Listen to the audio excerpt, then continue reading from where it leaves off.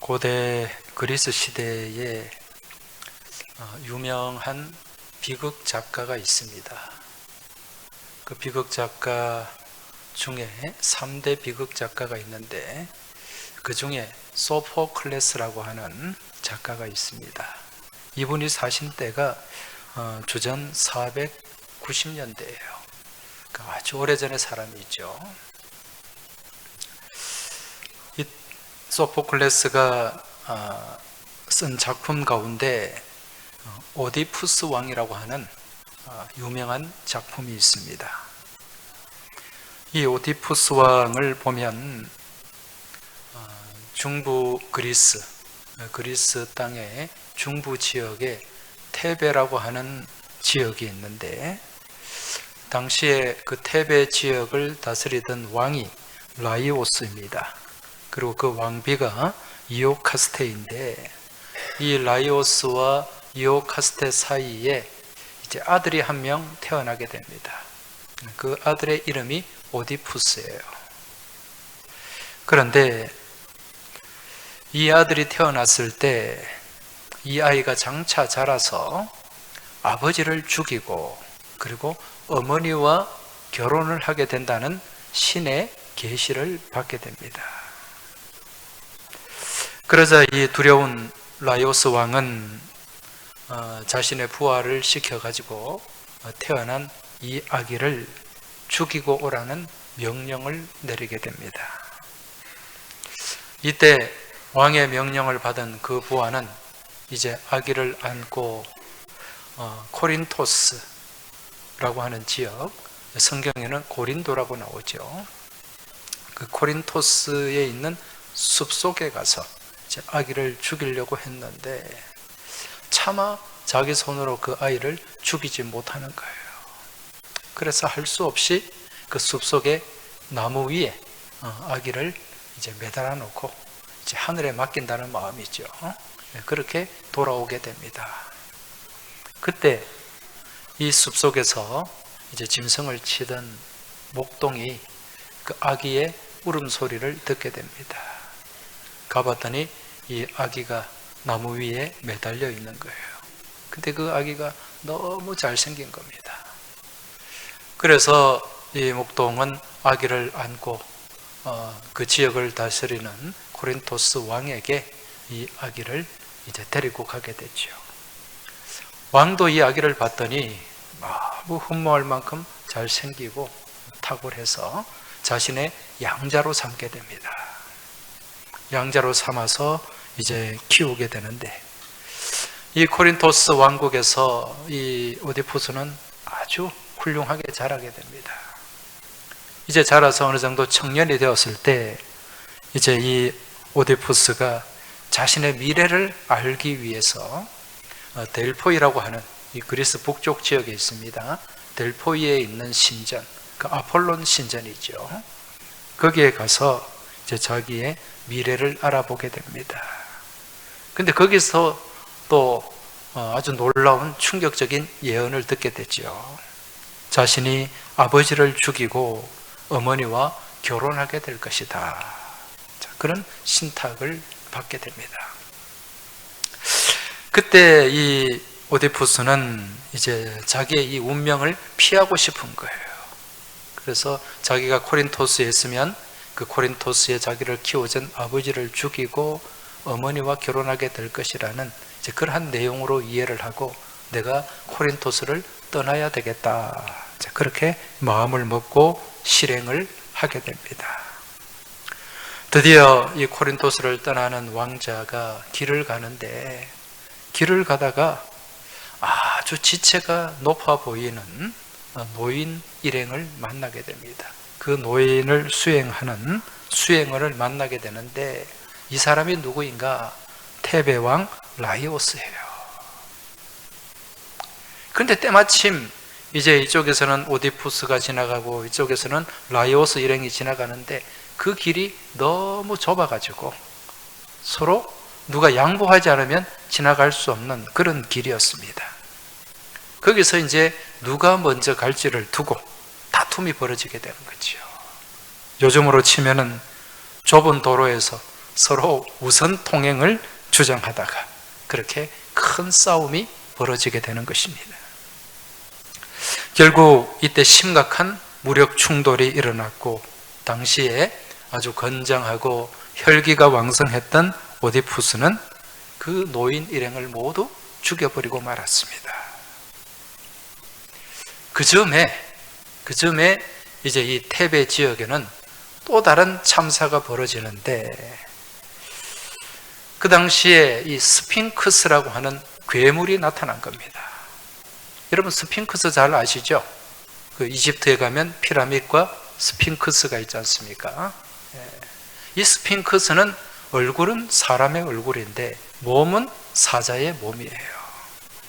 이 스핑크스라는 괴물이 나타나서 이제 자기가 질문하는 그 수수께끼를 풀면은 보내주고 그 풀지를 못하면 아주 무참하게 그렇게 죽여버리는 거죠. 그래서 많은 사람들이 이 스핑크스에게 희생을 당하게 됩니다. 이때 남편을 잃은 이 테베의 왕비 이오카스테가 지금 이 큰 문제를 해결하기 위해서 이제 온 왕국 안에 공고를 내게 됩니다. 어떤 내용인가? 이 스핑크스라고 하는 괴물을 물리치는 영국에게는 이 테베 지역의 왕좌, 왕위를 물려주고 자신은 그 사람의 왕비가 되겠다는 그런 공고문이었습니다. 때마침 이 테베 지역을 지나가던 오디푸스가 이 내용을 알게 되었습니다. 그래서 이 오디푸스가 용감하게 이 스핑크스에게 도전을 하게 됩니다. 이제 오디푸스가 스핑크스를 찾아갔을 때 스핑크스가 질문을 합니다. 수수께끼를 내는 거죠. 어떤 내용인가? 아침에는 4발로 걷고 점심에는 2발로 걷고 저녁에는 3발로 걷는 동물이 무엇인가? 이런 수수께끼였습니다. 아마 이 내용 답을 아시는 분들이 많으실 거예요. 이 수수께끼의 답이 무엇입니까? 사람이죠. 인간입니다. 이 오디푸스가 바로 그 자리에서 그 답을 맞추었어요. 그랬더니 이 스핑크스가 도저히 못 맞추는 수수께끼인데 이걸 너무 쉽게 맞춰버리니까 자존심이 굉장히 상한 거죠. 그래서 그 분을 이기지 못하고 결국 벼랑으로 몸을 던져서 스스로 죽고 말았습니다. 이제 스핑크스는 사라지게 된 거죠. 그 결과 이 오디푸스는 왕비의 약속대로 테베의 왕위에 오를 수가 있었고 그리고 그 왕비를 부인으로 맞이해서 이제 결혼을 하게 됩니다. 자, 그런데 지금 이 오디푸스가 길을 가다가 만나서 죽인 그 노인 일행, 그 지위가 높은 그 노인은 결국 누구였습니까? 오디푸스의 아버지 테베왕 라이오스였습니다. 그리고 또 자신이 결혼했던 왕비, 그 왕비는 누굽니까? 자기의 어머니였죠. 자, 이런 비극이 연출되게 됩니다. 나중에 결국 이 사실을 알게 된 오디푸스는 자기의 2눈을 찔러버렸고 왕의 자리에서도 물러나게 됩니다. 그리고 자신의 딸 안티고네와 함께 세상을 방황하다가 그렇게 외롭게 삶을 마감하게 된다는 그 비극적인 이야기가 오디푸스 왕 이야기입니다. 이후에 현대에 와서 이 이야기를 바탕으로 오스트리아의 심리학자이자 정신분석학자인 지그문트 프로이드라고 하는 사람, 이 프로이드에 의해서 이제 오디푸스 컴플렉스라고 하는 심리학 용어가 만들어지게 됩니다. 이 프로이드가 주창한 그 자아 발달 이론 가운데 이 남자아이가 태어나서 3세에서 6세 가량 정도 되면 이때 이제 자기의 어머니를 사이에 두고 아버지와 경쟁을 벌인다는 거예요. 그래서 아버지를 경쟁자로 생각하고 또 아버지에 대해서 심한 적대감을 갖고서 이때 아주 나쁜 행동을 많이 한다는 거죠. 그래서 이때를 우리는 뭐라고 얘기합니까? 미운 4살, 미운 6살 그렇게 얘기를 하는 거죠. 문제 행동을 많이 하는 때라는 것입니다. 이 시기를 오디푸스 컴플렉스라고 얘기를 합니다. 자, 우리가 읽은 이 사무엘하 말씀, 특히 18장에도 이런 오디푸스 컴플렉스를 겪고 있는 성인 남자 한 사람이 등장하고 있어요. 그 사람이 누구인가? 그는 바로 압살롬이라고 하는 사람입니다. 여러분, 이 압살롬은 누구의 아들이죠? 다윗의 아들, 다윗의 셋째 아들입니다. 이 압살롬의 어머니는 거술왕 달메의 딸이었다고 합니다. 거술이라고 하는 지역은 이 이스라엘 지도를 놓고 보면 북쪽 갈릴리 호수 그 위쪽에 있는 지역을 거술이라고 하는데, 그 지역을 통치하던 달메라고 하는 왕의 딸, 공주죠. 그 달메의 딸이 이제 다윗에게 시집을 와서 낳은 아들, 그 아들이 압살롬입니다. 어머니가 왕가의 공주였던 만큼 아마 미모가 탁월했던 것 같아요. 그리고 그 다윗 사이에서 태어난 이 압살롬이라고 하는 아들, 아주 출중한 인물을 갖고 있었습니다. 그런 압살롬의 모습을 사무엘하 14장 25절, 26절에서 이렇게 설명을 해주고 있습니다. 온 이스라엘 가운데에서 압살롬같이 아름다움으로 크게 칭찬받는 자가 없었으니 그는 발바닥에서부터 정수리까지 흠이 없음이라.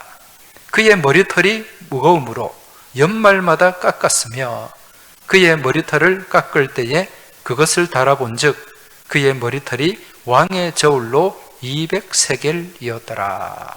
자, 이렇게 말씀합니다. 이 압살롬이 얼마나 인물이 출중했는가. 온 이스라엘 가운데 압살롬같이 아름다움으로 칭찬받는 자가 없었다.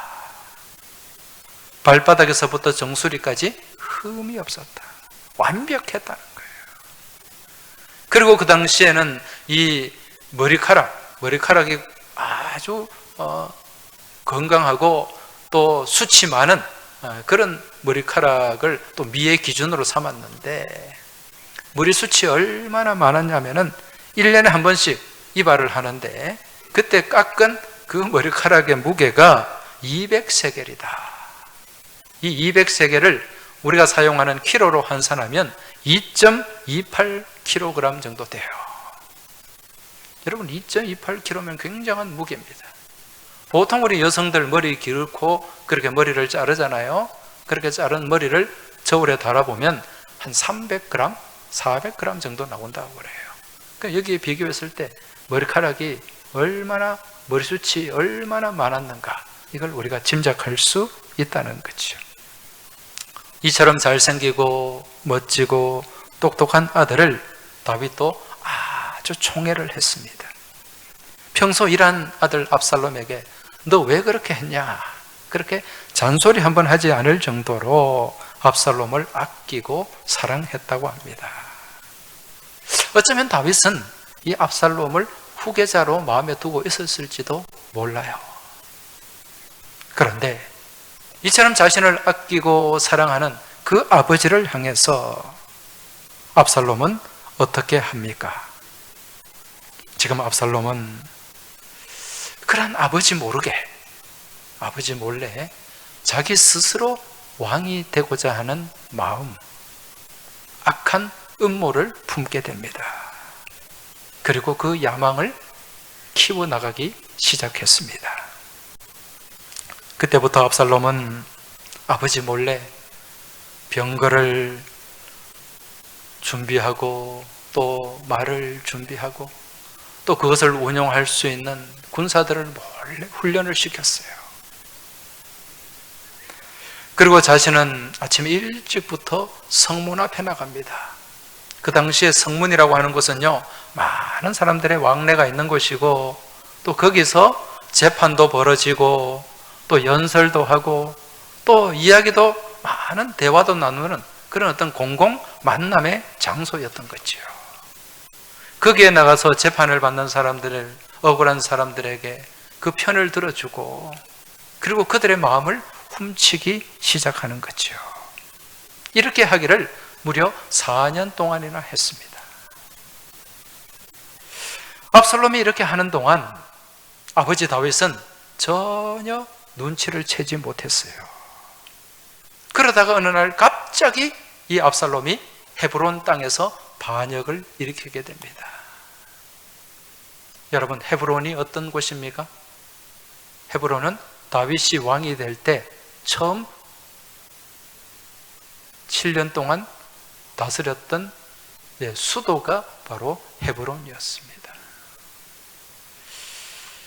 그런데 다윗이 이곳 헤브론에서 한 7년 6개월가량 이제 통치를 하다가 나머지 11지파를 다 흡수하고 이제 온 전체 이스라엘의 왕이 되면서 수도를 그만 옮겨버리고 말았어요. 어디로 옮겼습니까? 예루살렘으로. 그러니 이 헤브론 사람들의 마음은 어떻겠어요? 굉장한 서운함이 있었겠죠. 박탈감이 있었겠죠. 우리가 어떻게 했는데 우리를 배신하고 저렇게 수도를 옮기다니, 그런 마음이 있었을 거예요. 지금 압살롬은 그 헤브론 사람들의 그 마음을 이용하기 위해서 거기서 아버지를 반역하는 반란을 일으켰다는 거죠. 그들의 서운한 마음을 이용했던 것입니다. 여러분, 얼마나 계획적입니까? 여기서 나온 말이 이런 말입니다. 아들아, 너는 다 계획이 있었구나. 이 말이 무슨 말인지 잘 모르는 분들은 기생충이라는 영화를 한번 보시면 다 아십니다. 여기에 반해서 이제 아버지 다윗은 이 자식을 믿어도 너무 믿고 있었던 거지요. 설마 아들이 반역을 일으킨다? 상상을 못하는 일입니다. 여러분, 대개 반역이 일어날 때 가까운 곳에 일어난다 손 치더라도 그 대상은 자신의 부하이거나 친척 정도이지, 자기와 피를 나눈 또 그렇게 사랑을 베푼 아들이 아버지를 반역한다, 이런 경우는 거의 없어요. 그래서 다윗은 당해도 아주 철저하게 당할 수밖에 없었다는 거죠. 정말 대비 없이 그렇게 기습을 당하니까 다윗은 제대로 챙기지도 못하고 왕궁을 내어주고 급하게 도망을 치게 됩니다. 그렇게 황급하게 도망치는 모습, 그 모습이 사무엘하 15장 30절에 기록되어 있습니다. 사무엘하 15장 30절 말씀을 한번 보시기 바랍니다.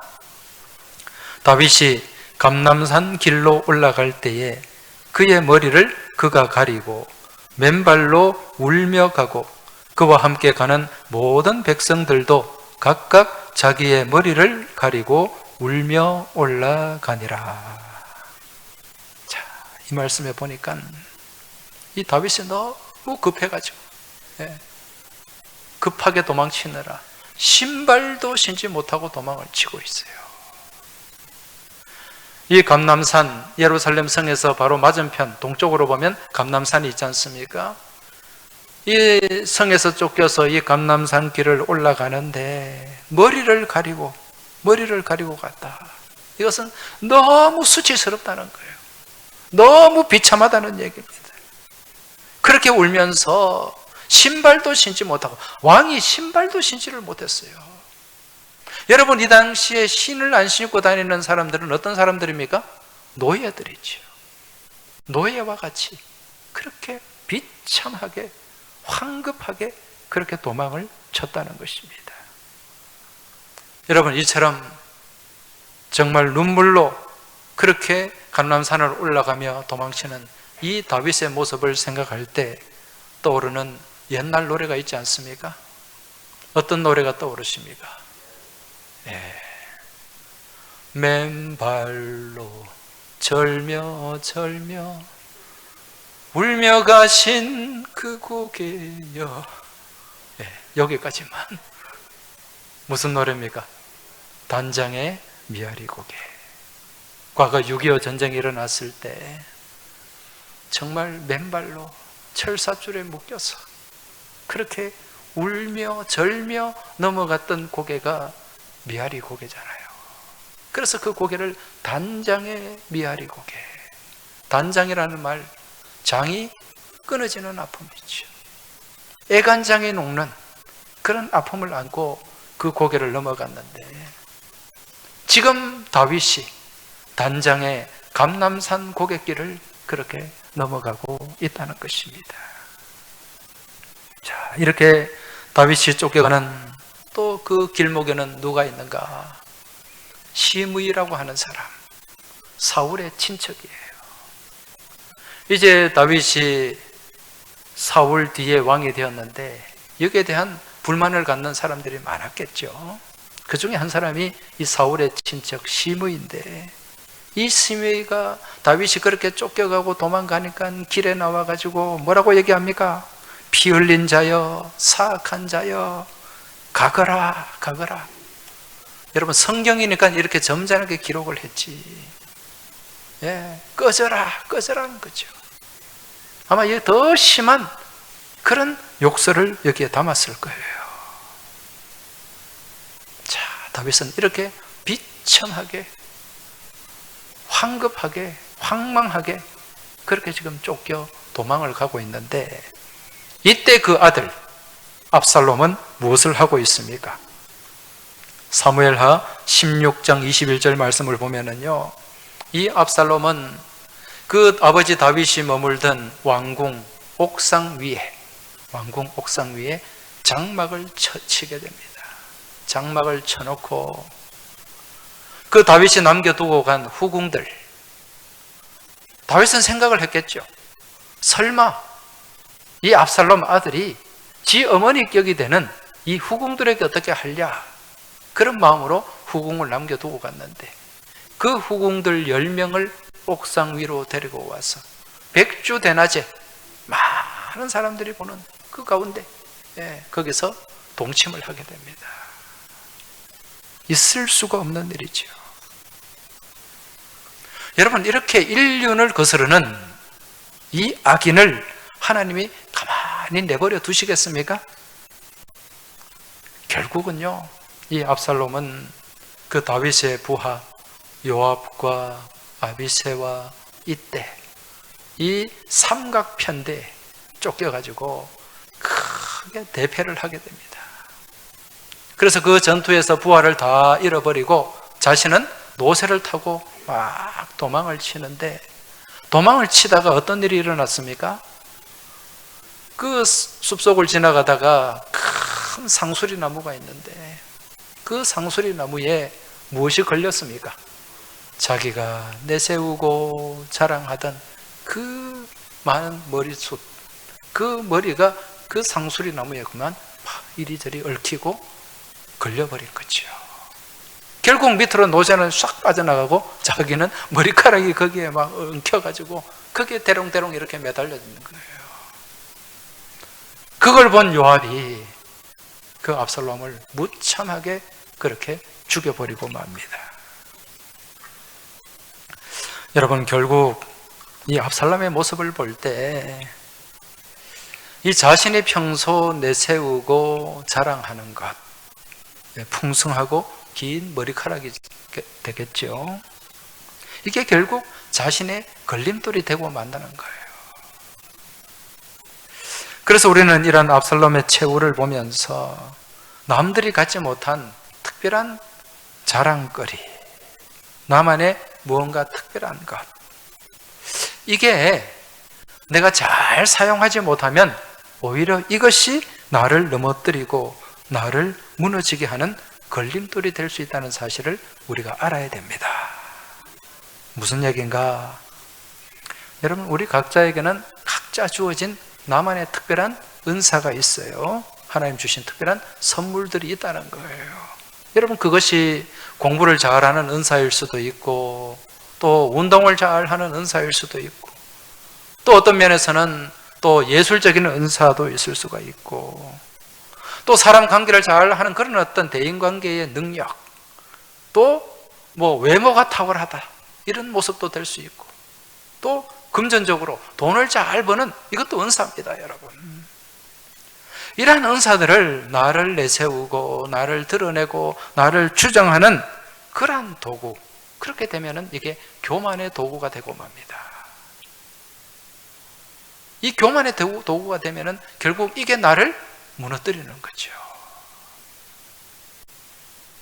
그런데 이러한 하나님께서 주신 이 특별한 은사, 선물을 하나님을 찬양하고 또 이웃을 섬기는 귀한 섬김의 도구, 또는 나를 낮추는 겸손의 도구로 사용할 때, 여러분, 이것을 통해 하나님께서 복을 주시고 또 이 은사들이 또 하나님 영광 돌리는 축복의 통로, 축복의 도구가 될 수 있다는 사실을 믿음으로 깨달으시기 바랍니다.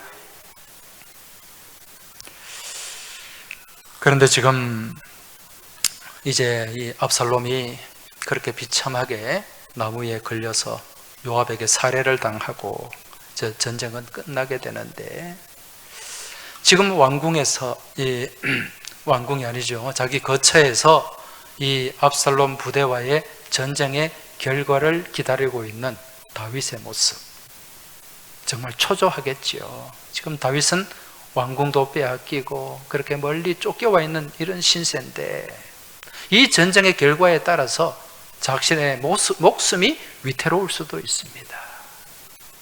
그런데 이때 다윗의 관심은 어디에 있는가? 여러분 같으면 어디에 관심을 두겠습니까? 우리 편이 이겼나 졌나 여기에 관심을 두지 않겠어요? 왜? 지금 내 목숨이 달려 있으니까. 그런데 다윗은 거기에 관심이 있지 않아요. 어디에 관심을 두고 있습니까? 아들의 생사에 관심을 두고 있다는 거죠. 오늘 본문 29절을 보면은 우리가 읽은 말씀 앞에 나오는 29절입니다. 29절에 보면 이 사독 제사장의 아들 아히마아스라는 아들이 있는데, 이 아히마아스가 이제 전쟁터에서 그 전쟁의 결과를 알려주기 위해서 다윗에게 그렇게 달려오게 됩니다. 자, 이제 이 아히마아스가 다윗 앞에 와서 엎드렸을 때 다윗이 제일 먼저 던진 질문이 무엇인가? 무슨 질문입니까? 젊은 압살롬은 잘 있느냐? 압살롬 어떻게 되었어? 압살롬 지금 잘 있나? 이런 질문이에요. 이때 아히마아스가 그 내용을 잘 모르니까 또 그 뒤에 또 다른 한 사람이 다윗에게 달려옵니다. 이 구스의 용병이 다윗에게 달려와서 이제 보고를 하게 되지요. 이때 또 다윗은 어떤 질문을 던집니까? 젊은 압살롬은 잘 있느냐? 내 아들 압살롬 잘 있느냐? 이런 질문입니다. 이때 이 구스의 용병이 뭐라고 대답을 합니까? 내 주 왕의 원수와 일어나서 왕을 대적하는 자들은 다 그 청년같이 되기를 원하나이다. 무슨 얘기입니까? 압살롬이 살았다는 얘기예요? 죽었다는 얘기예요? 죽었다는 얘기죠. 아들이 죽었어요. 전쟁에서 죽었어요. 어떻게 보면 자신의 원수를 갚은 거나 마찬가지지요. 그런데 다윗이 이 소식을 듣고 어떤 반응을 하고 있는가? 본문 33절을 한번 보시기 바랍니다. 왕의 마음이 심히 아파 문 위층으로 올라가서 우니라. 그가 올라갈 때에 말하기를 내 아들 압살롬아, 내 아들 압살롬아, 차라리 내가 너를 대신하여 죽었다면. 압살롬, 내 아들아, 내 아들아, 이렇게 울부짖고 있습니다. 아들이 죽었다는 그 소식을 듣고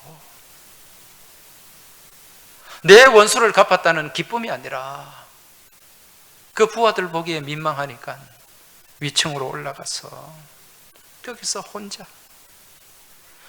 눈물을 콧물을 쏟으면서 내 아들아, 내 아들아, 내 아들 압살롬아, 그렇게 통곡을 하고 있는 거예요. 여기서 왕의 마음이 심히 아파. 이 아프다는 이 말은 히브리 말로 원문에 보면은 라가즈라는 단어인데, 이 라가즈라는 단어는요, 몸을 사시나무처럼 벌벌 떠는 거예요. 막 몸을 떨면서 뒹굴면서 그렇게 내 아들아, 내 아들아, 그렇게 울부짖고 있는 것입니다. 여러분, 이것이 바로 자식을 향한 부모의 마음입니다. 부모를 죽이려고 칼을 들고 달려드는 자식. 여러분, 사실 이런 자식은 사랑할 가치도 없고 이 땅에 존재할 가치도 없는 그런 존재임이 분명합니다. 이러한 자식에게 당해야만 하는 부모의 마음, 이루 말할 수 없이 비참한 그런 마음이 될 수밖에 없어요. 어쩌면 다윗 또한 그러한 비참함을 느꼈을 것입니다. 가슴 깊은 곳에서 새어나오는 한숨과 비통함을 느꼈을 거예요. 어쩌면 왕궁을 빼앗기고 맨발로 그렇게 도망을 칠 때는 정말 자식이지만 죽이고 싶은 마음도 분명히 있었을 거예요. 그러나 오늘 본문을 볼 때 부모는 역시 부모일 수밖에 없다는 사실입니다. 왜 그렇습니까?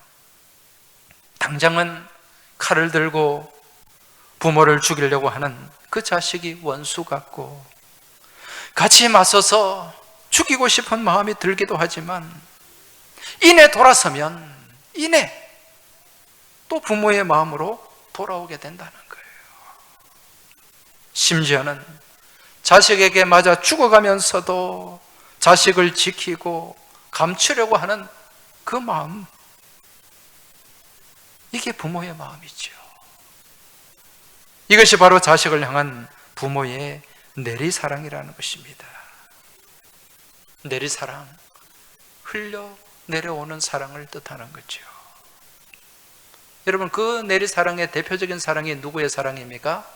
바로 우리 하나님 아버지의 사랑입니다. 따라서 이 땅 가운데서 하나님의 사랑에 가장 근접한 사랑, 그 사랑은 바로 자식을 향한 부모의 사랑이라는 것입니다. 여러분, 우리나라가 효를 강조하는 나라지 않습니까? 그런데 옛날 오래전에 우리 풍습 가운데는 참 좋지 않은 그런 풍습이 하나 있었어요. 그것이 바로 고려장이라고 하는 풍습입니다.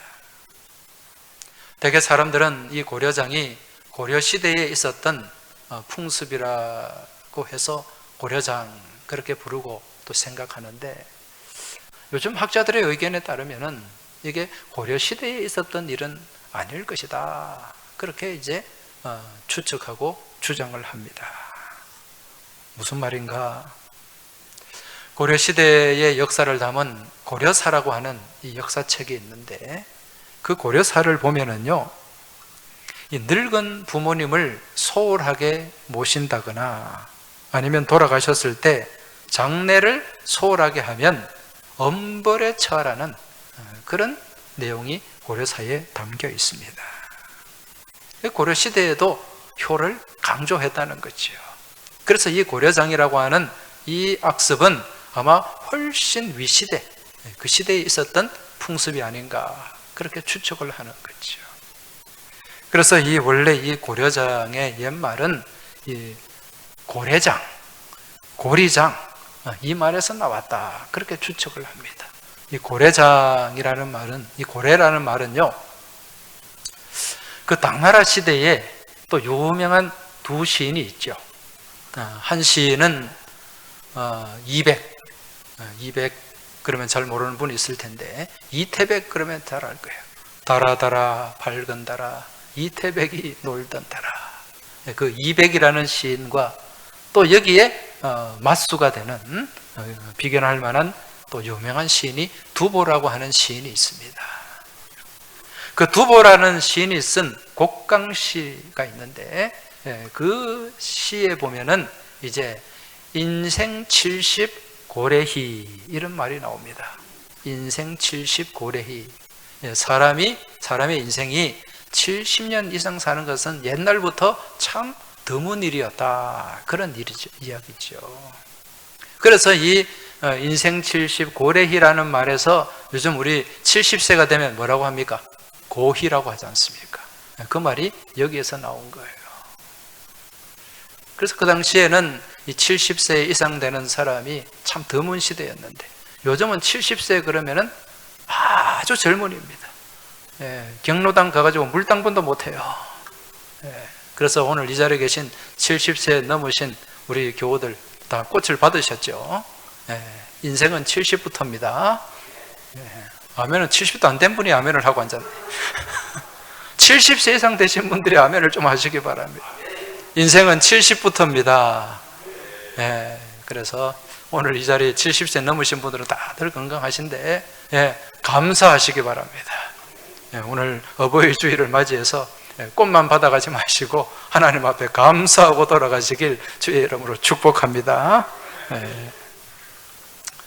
그래서 이 인생 70 고래희라는 말에서 나온 게 고래장이다. 이제 그렇게 추측을 하기도 하는 거죠. 아무튼 이러한 고래장이 성행하던 시절에 어느 마을에 아주 효성이 지극한 젊은이 부부가 있었습니다. 그래서 연세가 높은 어머니를 모시고 그렇게 참 옹기종기 그렇게 잘 사는데, 그런데 그 가정의 어머니가 이제 연세가 70이 된 거예요. 어떻게 합니까? 국법으로 그렇게 명을 해놓았으니 이제 고려장을 할 수밖에 없죠. 그래서 아들은 고민하고 고민하다가 드디어 어느 날 날을 잡아가지고, 날씨가 좋은 날, 어머니 우리 저기 먼 산에 우리 나들이 한번 갔다 옵시다. 그렇게 얘기를 하고 이제 지게 위에 어머니를 앉을 수 있도록 자리를 만들어서 또 점심을 싸가지고 그렇게 이제 어머니와 같이 집을 나서게 됩니다. 여러분, 이 상황을 그 노모가 모르겠습니까? 눈치가 900단인데 다 알죠. 그래서 말을 않고 그 아들이 만들어 놓은 그 지게 자리에 앉아서 이제 산을 올라가기 시작합니다. 산을 오르는 도중에 이 어머니가 무엇을 합니까? 지나가다가 곁에 나뭇가지가 있는데 나뭇가지를 꺾어놓고 또 조금 가다가 꺾어놓고 그렇게 하는 거예요. 아들은 무슨 영문인지 전혀 몰랐습니다. 그저 어머니가 산에 올라가면서 허전하니까 그렇게 재미삼아 그렇게 하시겠거니 그렇게 생각을 한 거죠. 드디어 한참을 올랐습니다. 이제 점심시간이 훌쩍 지나서 오후 나절에 이제 산 정상점에 올라가지고 거기에 산이 쫙 내려다 보이는 넓은 바위가 있는데 거기에 이제 지게를 내려놓고 어머니와 아들이 마주 앉았습니다. 같이 이제 식사를 하는 거죠. 그 요기로 준비해온 점심을 먹으며 이런저런 살아온 얘기를 합니다. 그런 얘기 가운데서도 어머니는 여전히 아들 걱정이고 또 앞으로 살아갈 일 걱정이고 또 그 자식의 농사 걱정이고 그런 마음이에요. 그러다가 또 시간은 어느새 훌쩍 지나가지고 이제 해가 넘어가고 이제 저녁이 다가오기 시작합니다. 이때 아들이 어머니 제가 집에 가서 저녁을 갖고 올게요. 그리고 이제 산을 나서게 됩니다. 그때 어머니가 아들에게 이 말을 합니다. 얘야, 지금 날도 이제 어두워지고 어둑어둑한데 혹시 길을 잃어버릴 수 있으니까 내가 올라오다가 길에 나뭇가지를 꺾어 놓았는데 그 꺾어 놓은 나뭇가지를 잘 보고 그렇게 집에 찾아가도록 하거라. 자, 그런 얘기를 하지요. 그 얘기를 들은 그 아들 가슴이 찢어집니다. 눈물이 쏟아집니다. 이런 어머니를 내가 버려두고 가야 되다니. 그래서 결국 아들은 눈물을 흘리면서 그렇게 집으로 돌아왔는데, 집에 돌아와서 이제 그 이야기를 자기 부인에게 얘기를 합니다. 그 남편의 얘기를 들은 그 젊은 며느리 또한 눈물을 쏟아내며 남편에게 이런 말을 합니다. 여보, 우리 지금 산에 갑시다. 우리 어머니 계신 산으로 올라갑시다. 어떻게 하려고? 어머니 모셔와야죠. 아니, 이 사람아, 국법으로 그걸 금해 놓았는데 그 벌이 얼마나 심한데. 아니 여보, 나라에서 벌을 주면 벌을 받죠. 아니, 어머니 모시다가 벌을 받으면 나는 그 벌 달게 받겠습니다. 그래서 이 부부가 그 밤에 불을 켜서 다시 돌아온 산으로 올라갑니다. 그 산에 올라갔더니 그 깊은 밤, 야심한 밤, 그 무서운 밤에 어머니가 그때 주무시지 않고 뭘 하고 있는가? 자식을 위해서, 그 자식의 농사를 위해서, 가정을 위해서 그렇게 산에서 빌고 있는 거예요. 그 모습을 본 아들도 펑펑 울고 며느리도 펑펑 울고 그 다시 돌아온 아들 내외를 본 어머니도 펑펑 울고 온 산이 울음바다가 되었다는 것입니다. 나중에 어머니를 모시고 이제 집으로 돌아왔고 결국 그 얘기가 이제 임금의 귀에까지 들어갔고 그 얘기를 들은 그 임금이 감동을 받고 과감하게 그런 악습을 없앴다는 이야기가 있습니다. 여러분, 이처럼 자기를 내다버리는 자식을 위해서도 그 자식을 사랑하는 마음으로 빌고 또 지극정성으로 또 자식을 생각하는 그 부모의 내리사랑, 이러한 사랑을 향한 자식의 도리가 있죠. 성경에서는 그러한 자식의 도리를 두고 공경이라고 합니다. 부모 공경입니다. 성경에는 이 공경이라는 말이요, 헬라 말로 키베드라라는 단어로 기록이 되어 있는데 이 키베드라라는 단어는 무겁다는 뜻이에요. 무겁다. 이게 공경이라는 뜻입니다. 이게 어떤 의미인가? 이 키베드라라는 단어는 우리 몸속에 있는 장기 중에 간을 의미하기도 합니다. 이 간이 우리 장기 중에 가장 무거운 장기예요. 그래서 이 부모 공경이라는 말은요, 우리 몸에 간이라는 장기가 아주 중요한 장기이듯이 부모님은 우리 삶에서 가장 중요한 분이라는 거예요. 왜? 부모님이 없이는 이 땅에 우리가 태어날 수가 없기 때문에. 그래서 성경에서는 이처럼 중요한 부모 공경, 이 부모 공경을 10계명의 중심에 위치시키고 있지 않습니까? 사람과 사람 사이의 첫 번째 계명, 그 계명이 부모 공경입니다. 그 10계명이 1계명부터 4계명, 누구와의 관계입니까? 하나님과의 관계죠. 5계명부터 10계명까지는 사람과 사람 사이의 관계를 다루고 있는데 그 관계에서 첫 번째가 부모 공경이라는 거죠. 그런데 이 부모 공경의 계명 가운데 하나님이 무엇을 담아 놓으셨는가? 하나님의 약속을 담아 놓으셨어요. 무슨 약속입니까?